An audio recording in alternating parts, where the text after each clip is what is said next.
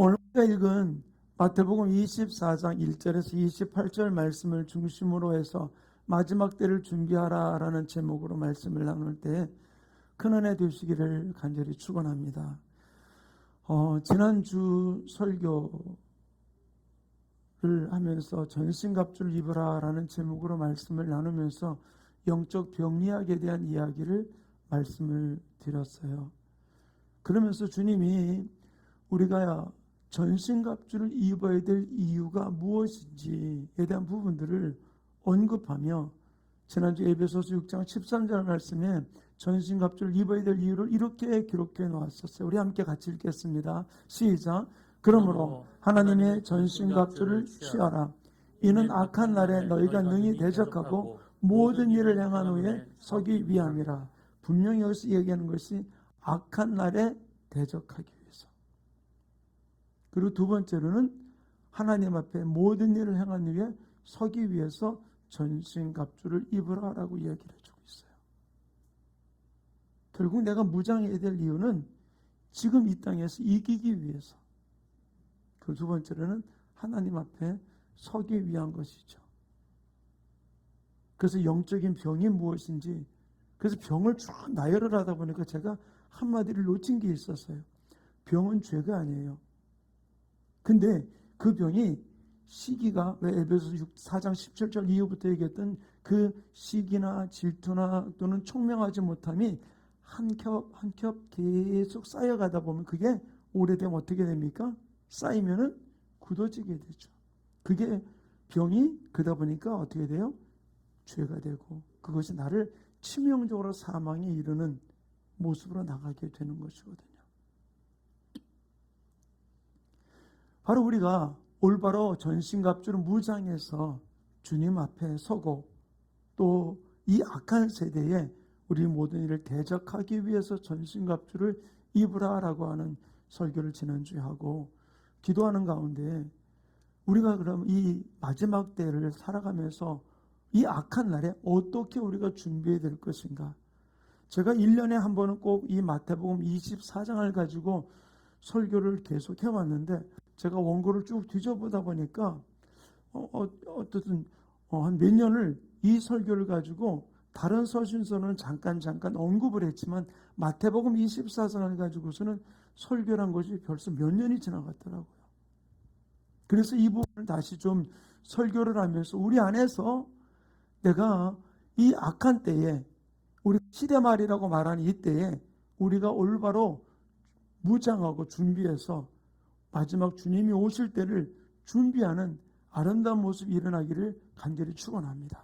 그런데 준비하는데 며칠 전부터 우리 사모님이 저에게 한번 들어봐요 그러더라고요. 어떤 권사님의 간증을 이야기를 하면서 얘기하는데 그분이 벙어리였다가 말을 하신 분인데 하나님이 임재 속에 대한 임재와 하나님이 함께 하셨던 놀란 일을 간증하는 이야기를 하더라고요. 그래서 한번 제가 들어보려고 하는데 보세요. 우리가 내가 하나님이 있다라고 하는 것, 또 마지막 때 주님이 오실 거라는 이야기를 어떤 경험적으로 체험적으로 아는 일들도 있지만 우리가 분명히 뭐라고 그럽니까? 신앙은 지정의가 있어야 돼요. 지식이 있어야 돼요. 어떤 지식? 많은 것을 아는 것이 아니라 하나님의 말씀에 대한 지식이 있을 때에 우리가 올바로 흔들리지 않고 나가게 되는 일이 있거든요. 성경 말씀이 어떠한지. 그래서 제가 우리 성도들에게 설교를 하면서 제 나름대로 노력하는 것이 또 우리 전사님들에게도 설교할 때마다 그렇게 이야기를 해요. 성경 안에서 예화를 들어라. 성경 안에 충실해라 라는 이야기를 합니다. 그래서 에베소서를 설교하면서도 에베소서 전체 내용이 어떤 의도인지 로마서를 설교하면서 로마서 전체 내용이 어떠한지 그러면서 그 한 구절 본문으로 삼았던 구절의 의도가 무엇인지를 알고 나가자. 또 예레미야를 설교하면서도 예레미야 전체의 내용의 의도가 무엇인지를 알고 그리고 그 중에 있는 한 본문을 이런 의도로 그 전체 큰 그림 속에서 이 의도임을 이야기하는 부분들임을 언급하며 말씀을 설교를 할 때가 있어요. 왜? 하나님의 의도가 떠나지 않기 위해서. 바로 우리가 지식이 올바라야 되거든요. 두 번째로는 정적인 요소가 있어야 되죠. 하나님에 대한 열정이 있어야 돼요. 마음이 뜨거워야 되는 것이죠. 뜨겁지 않으면은 우리가 머리만 뜨거워서는 안 되는 거거든요. 마음이 뜨거워야 돼요. 세 번째로는 어떻겠습니까? 의지적인 요소가 있어야 되죠. 내가 의지를 들여가지고서 우리가 어떤 환경 속에서라도 우리가 주님 앞에 나아가는 부분들, 이 부분들, 이 지정의 세 요소가 이루어져야 되는 것이죠. 마지막 때 주님이 오신다는 것을 알고 있어요. 여러분도 종말에 대한 부분을 알고 있죠. 또 우리가 죽으면 천국 갈 걸 알고 있죠. 그런데 이것이 지정의에 대한 이 세 요소가 올바로 이루어지지 못한다면 어떻게 했습니까? 알고는 있는데 내가 의지적으로 그 오실 주님을 또 내가 갈 그 천국을 준비하고 예비하지 못한다면 절제된 삶을 살아갈 수 없게 되는 거거든요. 아무리 영적인 병이 무엇인지를 지난주에 말씀을 나눴지만 이 부분들에 대해서 내가 어떤 것을 이 병을 씻기 위해서 그 병이 내 삶을 오염시키지 않게 해서 나의 삶의 오염원들을 제거하고 나가는 의지가 없다면은 그러면 그냥 되는 대로 살지. 여러분들 아마 개개인의 몸속에서도 내 몸에 약함이 있는 부분이 있으실 거예요. 내 어떤 생활 패턴이 근데 그것을 내가 질병으로 만들지 않기 위해서는 어떻게 합니까? 그 패턴을 바꿔야 되는 것이죠. 우리 신앙생활도 마찬가지거든요. 그럼 오늘 본문을 통해서 그러면은 이 우리가 지정의 세 요소를 가지고서 마지막 때를 어떻게 준비할 것인가? 성경 분명하게 예수님의 입으로 마지막 때는 이런 징조가 있을 것이다 라고 이야기하는 것. 오늘 우리가 읽은 이 마태복음 24장에 기록되어 있는 거예요. 그래서 2절부터 12절에 4절부터 12절에 나오는 말씀을 통해서 마지막 때 이루어질 징조가 어떤 것인가? 첫 번째는 4절부터 5절에 말하는 그 종교의 징조가 있다 그랬어요. 많은 사람들을 미혹하게 되는 종교의 징조가 일어나게 된다라고 이야기해 주고 있는 것이죠. 내 이름으로 와서 내가 그리스도라라고 많은 사람 미혹하는 일이 있다. 4절부터 얘기해 주고 있으면서 또 뒷부분에 보면 이 마지막 24절에 보면 거짓 그리스도가 일어나서라고 하는 이야기를 해주고 있거든요. 저에게도 책이 하나가 전달이 됐어요. 신천지에서 나온. 바로 이미 성령님께서 오셨는데 다시 오실 예수님 그러면서 이만희에 대한 부분을 이야기를 하더라고요. 우리 그들이 미혹된 것에 대해서 안타까운 마음 갖고 있죠. 계속해서 그들에게 들어가다 보면은 다시 거기에 미혹되는 일들. 어떤 분은 자기 가족이 미혹됐기 때문에 그를 건지기 위해서 들어갔다. 자기도 미혹되어서 같이 들어간 일들도 있더라고요. 마지막 때 일어날 징조가 바로 무엇인가? 종교의 징조라고 그랬어요. 근데 우리가 알고 있는 이만이나 또는 그 하나님의 교회 그 안산홍 그 부분들이 이단들에 대한 부분도 있는데 저는 안타까운 것이 마지막 때 우리가 깨어있지 못하다 보면은 어떤 면에 정상적인 교회 같아 보이는데도 불구하고 미혹하는 일들이 너무나 많이 있다는 얘기예요. 우리는 마지막 때에 깨어있어야 돼요. 이 부분들 앞에 깨어있지 못하면 이 종교의 징조가 일어나는 일 앞에 우리가 미혹되는 일들이 얼마나 많은지 몰라요. 우리 교회만 구원이 있다. 아니에요. 구원은 교회에 있는 게 아니라 예수 그리스도에게 있어요. 믿으십니까? 아멘? 우리가 이 부분을 분명히 알지 못한다면 어떤 사람을 어떤 단체를 추종하는 결과를 가져올 수밖에 없는 것이죠. 이 마지막 때는 종교의 징조. 두 번째로 이야기하는 것이 7절에는 뭐라고 그랬습니까? 역사의 징조가 일어나는데 민족이 민족을 나라가 나라를 대적해요. 우리나라는 유일하게 전 세계에서 분단 국가잖아요. 그리고 전쟁을 쉬고 있는 휴전 국가예요. 언제 전쟁이 일어나도 이상할 것이 없는 나라가 우리나라입니다. 근데 여러 가지 많은 부분들 정치적인 얘기를 하려는 것이 아니라 근데 민족이 나라가 나라를 지금 아프가니스탄 가만히 보세요. 최근에 일어난 사태 속에 우리는 한민족이라고 보고 있는데 그들은 종파가 부족이 달라요.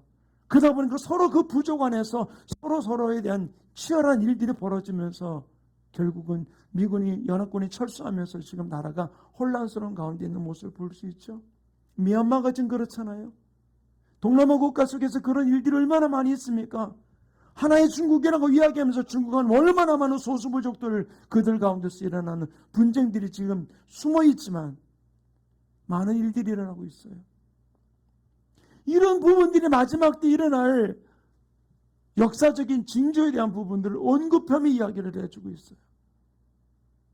세 번째 주님이 우리에게 언급하는 것은 바로 무엇입니까? 7절 하반절을 보면 자연의 징조가 일어난다. 첫째 기근과 지진이 있으리니 라고 그랬잖아요.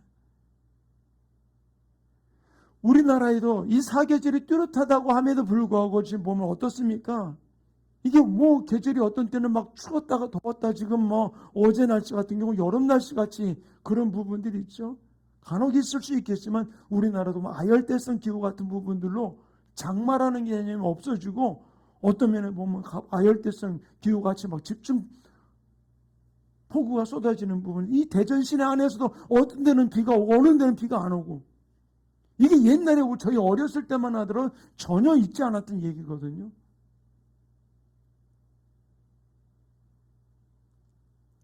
그리고 전 세계적으로 아마 우리가 다 듣고 있잖아요.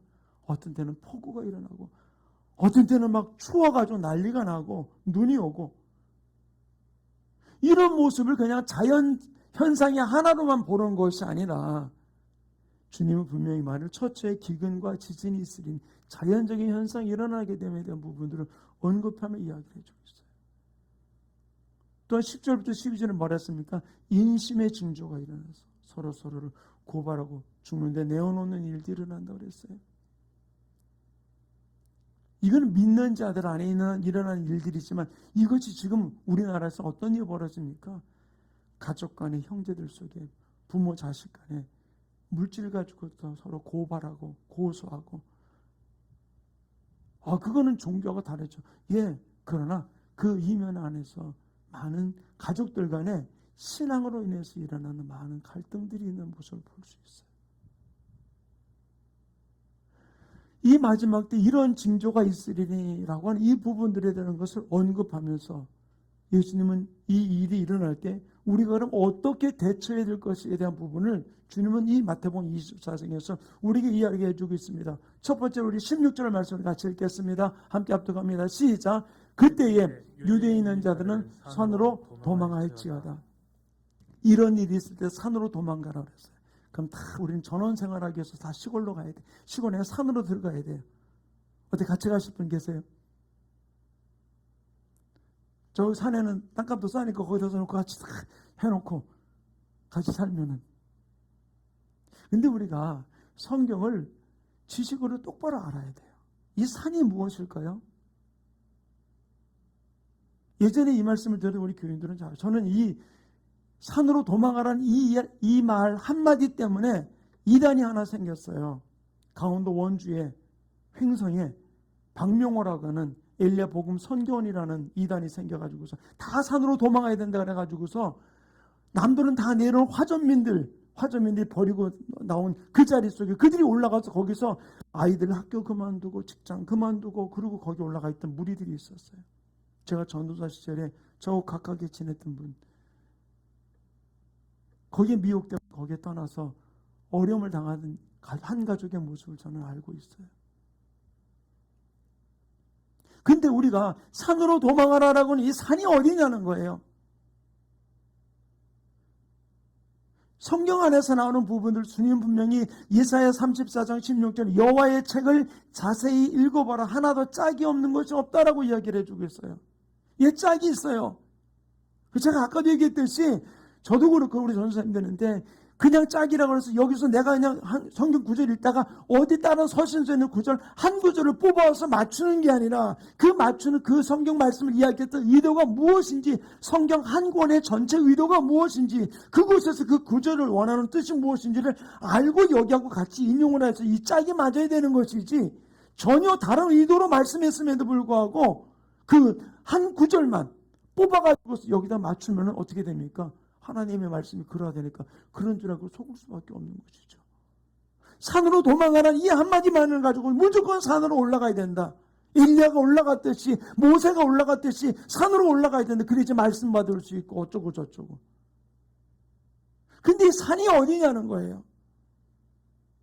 이 산에 대한 이야기를 성경은 이렇게 이야기를 해주고 있습니다. 요엘서 2장 1절 이렇게 기록해놓고 함께 읽습니다. 시작. 시온에서 나팔을 불며 거룩한 산에서 경고의 소리를 질러 주민들로 다 떨게 할지어다. 이는 여호와의 날이 이르게 됨이니라. 이제 임박하였느니라. 여기서 말했습니까?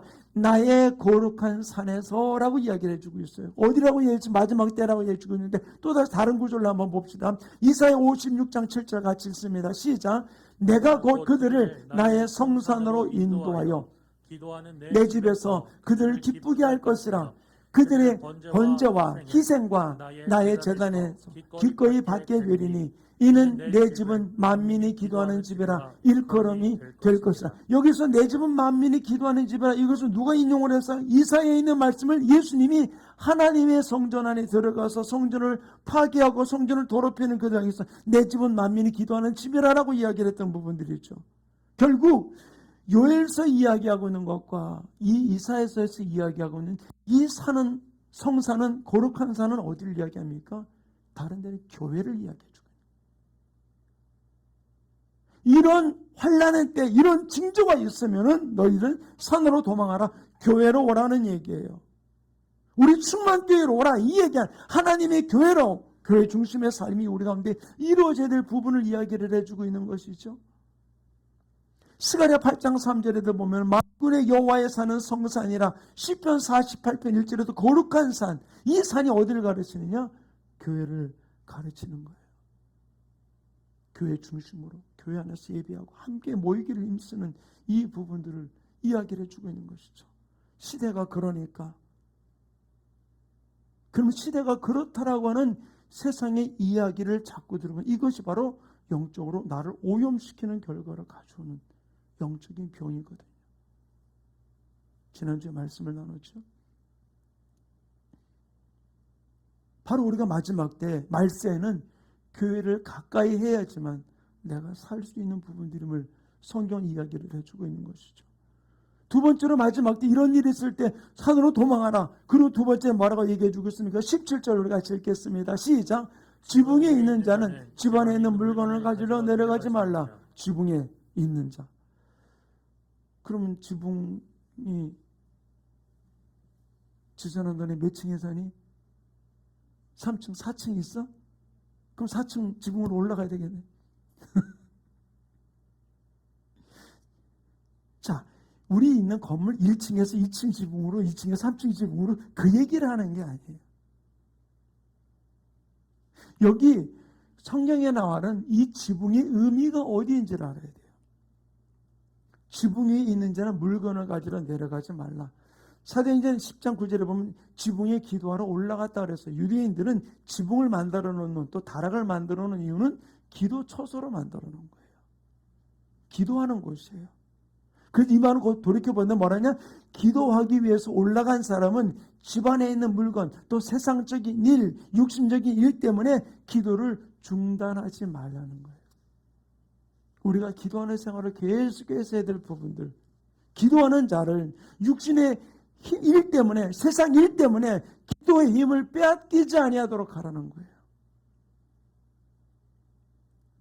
저는 저희 교회가 사람이 오든지 안 오든지 매일 기도회를 제가 하면서, 또 우리 교회가 처음 만년동서부터 시작될 때가 저녁만 되면 사람들이 꾸역꾸역 모여서 함께 기도하는 교회였었어요. 그거로 출발을 해서 함께 모여서 기도하고 함께 찬양하고 함께 또 치유하고 그러면서 하나님의 교회가, 우리 교회가 시작됐던 거예요.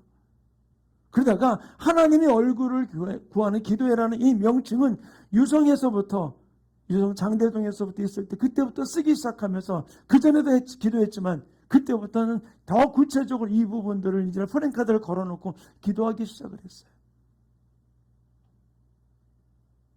근데 이 기도하는 부분을 끝까지 쉬지 않고 기도하는 모습 볼 때 저는 얼마나 감사한지 모르겠어요.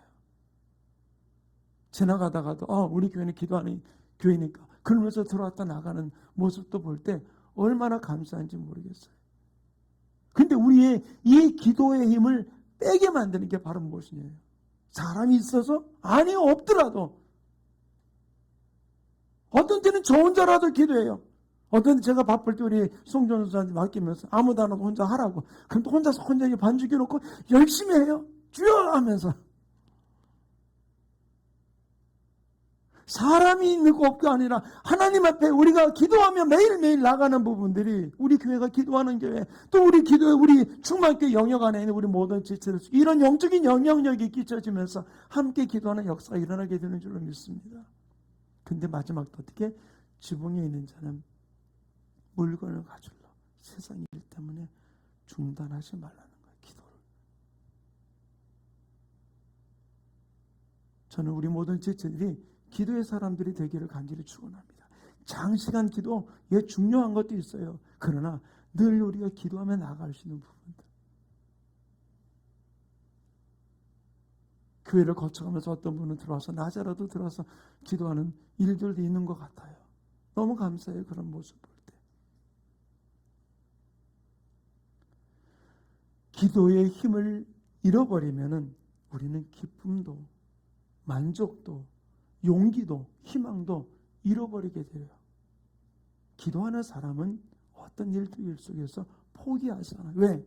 주님의 도움을 구하니까. 기도가 바로 무엇입니까? 하나님께 구하는 거잖아요. 그분의 힘을 구하는 거잖아요. 그분의 힘으로 이기기 위해서 기도하는 거잖아요. 내 문제를 가지고 나가는 거잖아요. 내가 감당할 수 없으니까 도움을 위해서. 주님과 나와 하나 되기 위해서. 그래서 지붕에 있는 자는 물건을 가지러 내려가지 말아라라고 얘기해주고 있고. 그리고 세 번째 이렇게 얘기해주겠습니다. 18절 말씀을 같이 읽습니다. 시작. 밭에 있는 자는 겉옷을 가지러 뒤로 돌이키지 말지어다. 밭에 있는 자. 우리는 밭이 없잖아요. 그죠? 근데 이야기 뭐냐면 밭은 내가 일하는 것을 얘기해요. 하나님을 위해서 일하는 그 자리 속에서 겉옷을 가지러 일하다가 돌이키지 말으라는 것이죠. 사랑하는 성도님, 주님을 향해서 여러분이 주님의 심정과 여러분이 직장 속에서 일을 하고 계세요. 가정 속에서 일을 하고 계세요. 근데 거기에서 주님의 심정으로 달려가기를 간절히 축원합니다. 어떤 분이 지난주 설교를 들으시고 저한테 전화가 오고 문자가 온 분이 몇몇 분이 있어요. 저는 감사한 게 지난주 설교가 그 조회 횟수가 굉장히 늘어나더라고요. 많은 분들이 보면서 전화도 오고 또 그 일로 인해 사역해 준 분들도 있고 그런데 그래서 그분들이 그렇게 질문을 해요. 어떤 것이냐고. 근데 우리가 주님의 심정을 가지고 달려가는 일에 중단하지 말아야 돼요. 내가 꼭 교회 와서만도 우리 중요한 부분입니다. 시간을 낼 수 있다면은. 그러나 우리 주님의 일이라는 부분들이 꼭 어떤 전도하는 일 또는 목회하는 일 이 부분만이 아니라 여러분의 일터가 주님의 일이에요. 거기서 주님의 심정을 가지고서 여러분의 달려가는 삶이 이루어지기를 간절히 축원합니다. 내가 단지 호구지책으로 먹고 살기 위해서 일하는 것이 아니라 진실로 주님의 심정으로 그 직장을 통해서 하나님의 영광 가운데 나가는 삶이 이루어지고 사람이 알아주고 아니라 지난주에 뭐라고 그랬습니까? 아래에 있는 사람들아 상전들을 어떻게 하라? 상전들 아랫사람 어떻게 하라? 내 진실로 종으로서 상전들을 위해서 어떻게 될 것인가? 윗사람을 위해 어떻게 될 것인가? 사람에게 보이듯 하지 말고 그리스도에게 하듯 하라고 얘기했잖아요. 우리가 마지막 때일수록 더욱더 이런 부분들 앞에 달려갈 수 있는 모습이 이루어지기를 간절히 축원합니다. 그래서 이럴 때 우리는 어떻게 하라고요? 산으로 올라가라. 교회로 가라. 그리고 지붕 위로 올라갔다 내려오지 말아라. 기도를 쉬지 말라는 것이죠. 밭에 있다가 돌이키지 말아라. 하나님의 심정 가지고 나가는 일들 앞에 중단하지 말라는 거예요. 그러면서 마지막 때에 화 있는 자가 어떤 자인지에 대해서 이 19절에 이렇게 이야기해 주겠습니다. 우리 함께 읽겠습니다. 시작. 그날에는 아이벤 자들과 젖먹이는 자들에게 화가 있으리로다. 아멘. 애기 다 낳은 사람들은 이제 상관이 없는데 이제 애기를 낳을 우리 젊은 세대들, 젊은 친구들은 어떻게 해요? 아이벤 자들이 화가 있대요. 젖먹이는 자들이 화가 있대요. 그러면 임신하지 말아야지. 근데 우리가 그렇게 오해해서 이 말 한마디를 오해해서 결혼하는 것을 또는 결혼해서도 임신하는 것을 거부하고 나가는 일들도 있어요. 근데 그게 아니라는 거예요. 젖먹인다는 말이 아이벤다는 말이 무슨 말입니까? 내 안에 잘못된 것을 심어놓는 것, 잘못된 것을 잉태하는 것을 이야기해주고 있거든요. 이 부분을 이야기해주고 있는 것이 야고보서 1장 15절 이렇게 기록해놓고 있어요. 함께 읽습니다. 시작. 욕심이 잉태한 즉 죄를 낳고 죄가 장성한 즉 사망을 낳는다. 내 안에 욕심이 들어와요. 영적인 병에 대해서 말씀드렸죠. 욕심의 병이 들어옵니다. 이것이 하나하나 쌓이다가 어떻게 됩니까? 이것이 죄를 낳고 이것이 결국 사망으로 이끌어가는 부분들이 있는 것이죠. 내 안에 지금은 별 볼일 없어 보이는 어떤 것들이 내 안에 들어와서 차곡차곡 하나하나 쌓이면서 이것이 내 뱃속에서 잉태되는 거예요. 내 뱃속에서 이것이 배워지는 거죠. 이것이 내 자리를 잡는 거예요. 그러면 그 사람에게는 화 있을진저 그랬죠. 처음에는 그 욕심이 없었는데, 처음에는 그 마음이 없었는데, 시간이 지나면서 점점 욕심이 생기고, 점점 경쟁심이 생기고, 점점 미움이 더 커져가는 부분들. 내 안에 뭐가 있습니까? 그 죄가 잉태된 자는 화 있을진저라고 이야기를 해주고 있어요. 아이벤 자들. 죄가 있는 곳에는 응답이 없어요. 왜? 주님은 분명히 이사야 59장 1절과 2절에 이렇게 기록해놓고 함께 읽겠습니다. 시작. 여호와의 손이 짧아 구원하지 못하심도 아니요 귀가 둔하여 듣지 못하심도 아니라 오직 너희 죄악이 너희와 너희 하나님 사이를 갈라놓았고 너희 죄가 그 얼굴을 가리어서 너희에게서 듣지 않으시게 함이니라. 다른 것이 아니에요. 죄가 하나님이 듣기 싫어서가 아니에요. 죄가 하나님과 우리 사이를 가로막히니까 아무것도 서로가 교통할 수 없는 것이죠. 결국 내 안에 잉태된 건 내 뱃속에 아이된 거, 죄가 배고 시기가, 욕심이, 질투가, 분노가, 미움이 용서하지 못하는 것들이 계속해서 내 안에 이 아이된 자와 같이 내 속에서 그냥 그 생각만 하면 부룩하고 올라오고 이 부분들이 아이된 자예요. 그걸 뭐라 했습니까? 화 있을진저라고 이야기를 해주고 있어요. 한 예를 좀 봅시다. 삼손.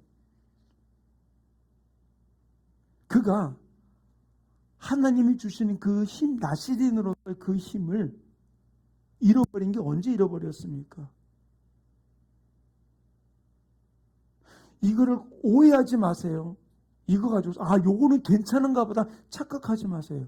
그러니까 기생을 품에 안았을 때 그 기생 머리에 무릎을 베고 누워가지고서 그 머리가 어떻고 힘이 어디 있냐를 얘기하면서 별별 일을 다 했잖아요. 그때도 한 번도 힘은 잃어버리지 않았어요. 근데 언제 힘을 잃어버렸어요? 하나님은 그가 분명히 나시린이라 내 머리를 깎지 말라고 했거든요. 하나님과 약속이에요. 근데 그가 어쨌든 머리를 깎자마자 그 힘을 잃어버리게 된 것이죠.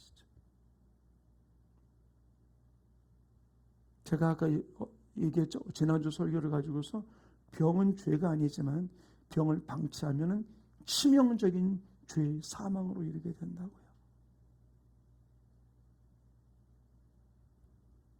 삼손이 그 힘을 잃어버린 게 바로 무엇입니까? 죄악 속에 있으니까. 하나님과는 우리는 언약 관계에 있는 거잖아요. 그리스도의 피로 우리는 각각 하나 되었잖아요. 근데 이 피의 언약을 깨트릴 때 우리는 힘을 잃어버려요. 기쁨을 잃어버리고 만족을 잃어버리고 용기를 잃어버리고 희망을 잃어버려요. 바로 이것이 내 뱃속에서 이것을 배고 있다 보니까 이것이 점점 자라면서 나로 하여금 죄 가운데 들어가니까 모든 것이 단절되는 결과를 가져오게 되는 것이죠. 마지막 삼손이 두 눈이 뽑히고 맷돌을 돌리다가 그 머리가 자랐을 때 머리가 자라서 힘이 있었을까요? 아니요. 하나님의 약속이 있었기 때문에 그때 마지막 주시는 그 힘으로 신전 기둥을 무너뜨림으로써 많은 사람들과 함께 죽음을 선택했어요. 내 안에 아이벤 게 뭐가 있습니까?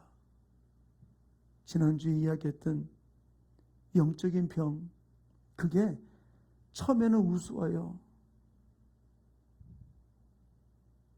자, 보세요. 제 손가락에 제가 강의할 때만 잘 써먹는 거예요. 이 손가락에 병이 있을까요? 없을까요? 균이. 있겠죠. 근데 내가 좀 균이 내 입에 들어갔겠네요. 그럼 나는 병 들었겠네요. 근데 괜찮잖아요. 왜 그럴까요?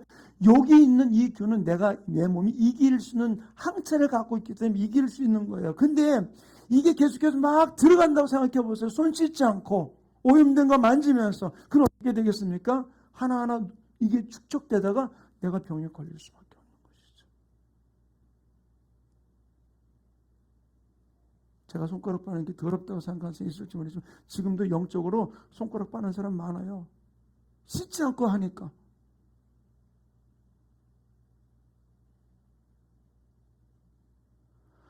마지막 때 아이 뵌 자는 화 있을진저 그랬어요.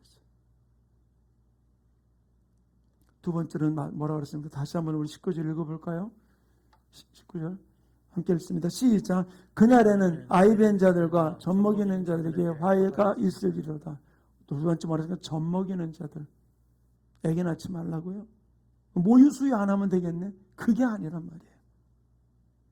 젖 먹이는 거, 신생아를, 아기를 양육하는 부분들이잖아요. 내가 아무것도 모르는 사람에게 말로 얻었던 것을 다른 사람을 호리고 미혹된 이야기를 해주는 부분들 이야기해주고 있는 거예요. 잘못된 지식을 전달해주고 잘못된 감정을 전달해주고 잘못된 생각을 집어넣는 부분들.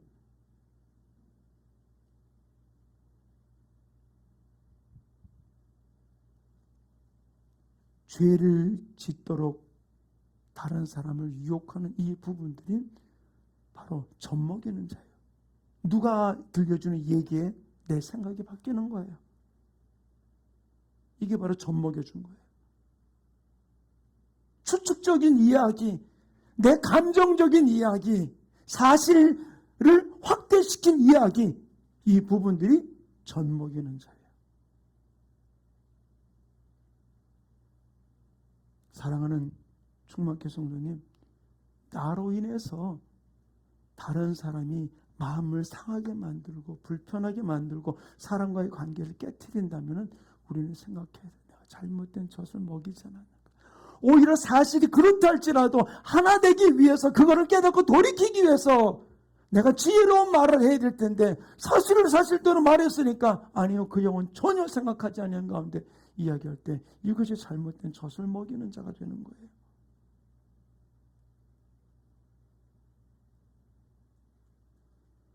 사랑하는 성도님, 우리는 어떤 일들 속에서 아이 뵌 자가 되어서는 안 돼요. 내 안에 잘못된 것을 자꾸 하나씩 그러다가 알지 못하는 가운데 그것이 죄로 결국 그것이 사망을 가져오는 결과를.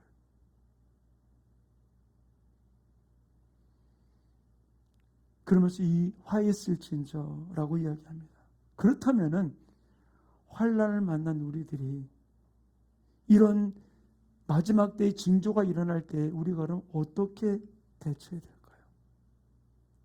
우리가 어떻게 될까요? 주님은 우리에게 이렇게 이야기합니다. 20절 말씀 우리 같이 읽겠습니다. 시작. 너희가 도망하는 일이 겨울이나 안식일에 되지 않도록 기도하라. 안식일이 되지 않도록 기도하라 그랬어요. 안식일은 어떤 날입니까? 성도가 복받는 날이에요. 구약에는 안식일이었고 신약에는 지금 예수님이 부활하신 주일입니다. 주님의 날, 이 날은 주님께서 어떻게 해요? 사망 권세를 깨뜨리고 부활하신 날입니다. 이것은 주님께 복받는 날입니다. 바로 우리가 이 땅을 살아가면서 복받는 성도가 되어야 되지 화 있는 성도가 되지 말라는 부분들이거든요. 그러면서 아울러 내가 복받을 그날에 바로 이 재앙이 임하지 아니하도록 환난이 임하지 않도록 기도하라라고 얘기해 주고 있는 것이죠. 결국 이것은 바로 무엇입니까? 내가 편안할 때를 이야기하는 것이 아니에요. 내가 주님의 날, 주님의 임재가 있을 때 어떤 일이 벌어집니까? 세상 환경과는 전혀 관계없이 주님이 주시는 평안함과 안식일이 나의 삶을 붙들게 되는 거거든요. 그런데 안식일이 되지 않도록 너희가 기도하라라고 하는 이 부분들은 바로 우리가 내 안에서 주님을 잃어버린 자는 안식이 없어요. 그리고 두 번째 말했으니까 겨울이 되지 않도록 기도하라고 그랬잖아요. 내가 주님을 잃어버리니까 어떤 일이 벌어집니까?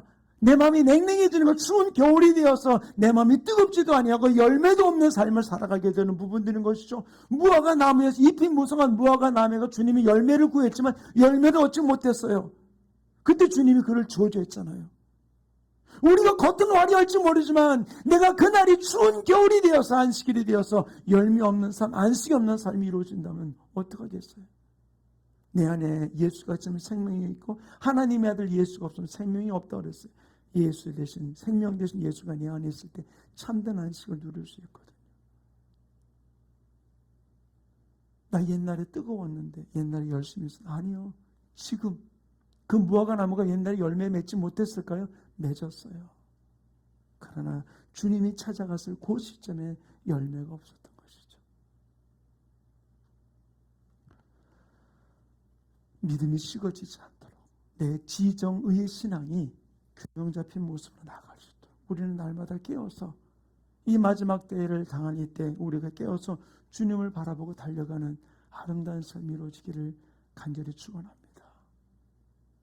제가 유집사님과 마지막 주일날 가서 예배드리면서 진짜 하나님 앞에 그분에서 예수님 어디 계세요? 라고 물으면서 예수님을 점검을 하고 그러고는 심장에 내가 기도해주던 그분.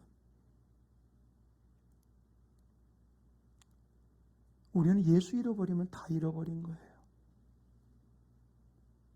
우린 끝까지 어떤 일들 속에서라도 예수 붙들고 내게 주어진 환경 속에서라도 인내하며 달려가는 아름다운 주인공들 되시기를 간절히 축원합니다. 오늘 우리가 읽은 이 본문 속에 21절과 22절은 이렇게 이야기를 해주고 있습니다. 함께 읽겠습니다. 시작. 이는 그때에 큰 환난이 있겠습니다. 창세로부터 지금까지 이런 환난이 없었고 후에도 없으리라. 그날들을 감하지 아니하면 모든 육체가 구원을 얻지 못할 것이라. 그러나 택하신 자들을 위하여 그날들을 감하시리라. 택하신 자들을 위해서 어떻게 감해 주세요? 하나님, 나는 그냥 계속 그냥 밀어붙이면서 어려움을 주는 것 같은데 아니요. 잘 보세요.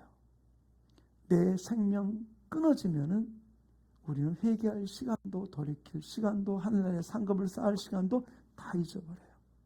주님은 계속해서 택한 자들을 기다려 주신 이유는 바로 무엇입니까? 내 생명의 호흡이 끊어지기 전까지 하나님 계속 기회를 주세요. 지금 마지막 때에 우리에게 기회를 주시면서 돌이키라고, 화 있는 자가 되지 말고 복 있는 자가 되라고 계속해서 말씀하고 계신 거예요. 마지막 때 우리가 깨어 있읍시다. 잘 준비해서 그분 만날 때 우리의 기쁨을 만날 수 있도록. 에베소 4장 5장 13절에 그랬잖아요. 처음에 함께 말씀을 나눴잖아요. 무장하는 이유는 첫째로는 악한 날에 우리가 대적하기 위해서, 두 번째로는 이 모든 일을 마치고 주님 앞에 서기 위해서 우리가 무장하는 거거든요. 다시 오실 주님, 그분은 분명히 오세요. 오실 그때에 우리가 그분을 기쁨으로 맞이할 수 있도록. 요한계시록을 기록했던 사도 요한, 반모섬에서 그가 기름 가마솥에 들어갔다 나와 온몸이 다 화상으로 찌그러진 상태 속에서 그 영이 열리면서 하늘의 놀라운 것을 보고 요한계시록을 기록하고 마지막 그는 요한계시록 22장 20절 이렇게 기록해 놨어요. 함께 읽겠습니다. 시작. 이것들을 증언하신 이가 이르시되 내가 진실로 속히 오리라 하시거늘 아멘. 주 예수여 어서 오시옵소서. 아멘. 주 예수여 어서 오시옵소서. 마라나타. 다시 오실 주님을 갈망하면서 자기는 그렇게 갈망하는 가운데 자기 몸은 화상으로 찌그러져 있지만 기름 가마솥에 들어갔다 나와서 온몸은 지금 다 이그러져 있지만 그러나 마라나타. 다시 오실 주님을 갈망했던 그 예수님, 우리가 그 분을 바라보는 마음으로 마지막 때 더욱더 깨어서 주님을 바라보고 언제 어느 때 맞이할지 모르는 그분을 위해 달려가기를 간절히 축원합니다. 아까 일부 예배 드리면서 얘기해도 괜찮을 것 같아요. 우리 다윗 전사가 지금 나이가 몇이야? 27. 네, 27인데 우리 얼마까지 내가 살 수 있냐고 그랬더니 49잖아요. 그러면 67이에요. 근데 보세요. 지금 저 27에는 40년 후가 엄청 길어 보이지만 곧 속히 그날이 와요. 근데 그래요. 우리 다윗전사가 얘기했던 그날까지. 그런데 요즘 참 불의의 사고로 또는 질병으로 젊은 친구들도 많이 하나님 앞에 가는 모습 볼 수 있어요. 온 순서는 있지만 가는 순서는 없다 그러잖아요. 그렇다면은 내가 젊어도 주님 맞을 준비하고 있는, 진짜 요한과 같이 아멘 주 예수여 어서 오시옵소서 맞이할 수 있는 마지막 때에 준비된 자로 우리가 나가기 원합니다. 이 찬양을 좀 고백하면서 주님 오시옵소서, 마라나타, 주님을 기다립니다. 그런 간절한 마음으로 이 찬양 우리 주님 앞에 고백하고 우리 기도하는 시간 갖기 원합니다.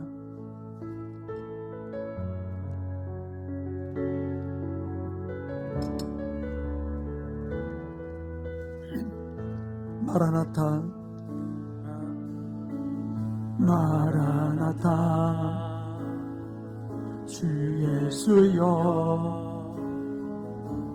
어서 오시옵소서.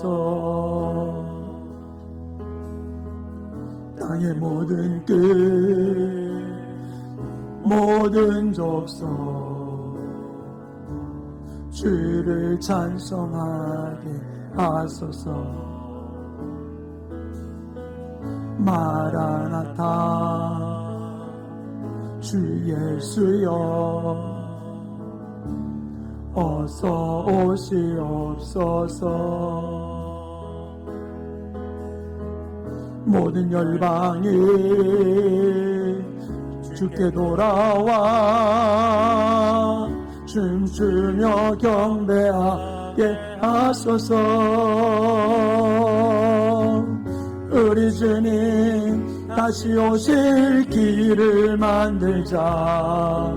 십자가를 지고 땅끝까지 우린 가리라. 우리 주님 하늘 영광 온 땅 덮을 때 우린 땅끝에서 주를 맞으리. 마라나타 아멘. 주 예수 어서 오시옵소서. 나타 주 예수여 오시옵소서.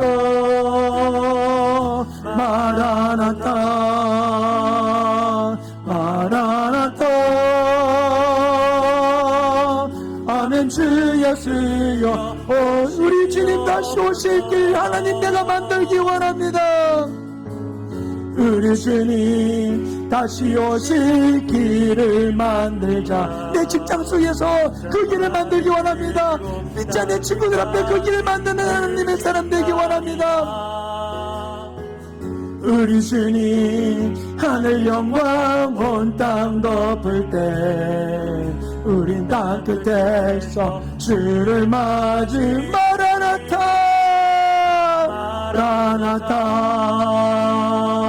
마라나타 마라나타 아멘. 주 예수여 오시옵소서. 마라나타 마라나타 아멘. 주 소원하는 마음으로 부르시기 원합니다. 마라나타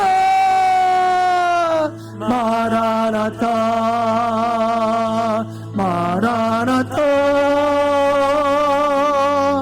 아멘. 주 예수여 오시옵소서. 마라나타 마라나타 아멘. 주 예수여 오늘 말씀을 기억하시면서 주님 오실 날을 소망하며 마지막 때를 준비하는 하나님의 사람 되게 해달라고 우리 전반에 주어 동성으로 기도합니다. 주여 할렐루야. 아버지 은혜를 받들어 주시고 주장해 주셔서 마지막 때에 깨어있으라 말씀하신 아버지 하나님, 실수를 마지막 때에 깨어서 주님이 오실 길을 예비하며 마지막 때를 준비하며 주님 오실 때 날 마라나타 기쁨으로 주님을 맞이할 수 있는 준비된 하나님의 사람 될 수 있도록 온전히 붙들어 주셔서 어떤 일들 중에 영적 병에 오염되지 아니하고 오염원이 나의 삶 가운데 있지 못하도록 그것을 끊어버리고 예수의 뼈를 씻어버리며 다시 오실 주님을 기쁨으로 맞이하는 우리 모두 충만케 모든 성도들 될 수 있도록 성령이 붙들어 주시고 역사해 주시옵소서. 아버지 하나님, 우리 안에서 잘못된 인식을 갖고 살지 않도록 붙들어 주시고 우리가 깨어서 지수를 잘 준비해서 다시 오실 주님 기쁨으로 맞이하는 하나님의 사람 될 수 있도록 성령님 역사해 주시고 붙들어 주시고 주장해 주시고 역사하여 주시옵소서. 아멘. 주 예수여 오시옵소서. 마라나타 마라나타 마라나타. 아멘. 주 예수여 오시옵소서. 그렇습니다. 주님 오실 길 아버지 하나님 만드는 자 되게 하여 주시옵소서. 교회에서뿐만 아니라 내 가정에서도 나를 통해서 우리 가족이 주님 오실 길을 함께 예비할 수 있는 주님의 길을 예비하는 나의 굽어진 것, 나의 왜곡됐던 것들 예수 이름으로 펴며 오염된 모든 것들을 제거하며 내 가정에서 내 직장 속에서 세상 속에서 진실로 빛을 비출 수 있는 세상에 영향력을 주는 하나님의 사람 될 수 있도록 내 안에 다시 오실 주님을 소망 가운데 바라보며 그 길을 예배하는 아름다운 하나님의 사람들 되게 축복하여 주시옵소서. 우리 안에서 하나님의 소망을 잃어버리게 만들고 세상으로 눈 돌리게 만들고 영적인 병을 깊어지게 만들어서 죄악 가운데 들어가게 만드는 두루마귀 사탄 귀신아, 낯선 예수 이름으로 주저하고 명하노니 모든 묶을 풀고 우리 모든 성들의 삶 속에서 생각 속에서 아버지 모든 지식 속에서 떠나갈지어다. 성령님 붙들어 주셔서 오직 주님께 붙들린 다시 오실 주님을 예비하며 그 마지막 때를 준비하는 마라나타 소망의 자녀들 되게 축복해 주시옵소서. 예수님의 이름으로 기도하였습니다. 아멘.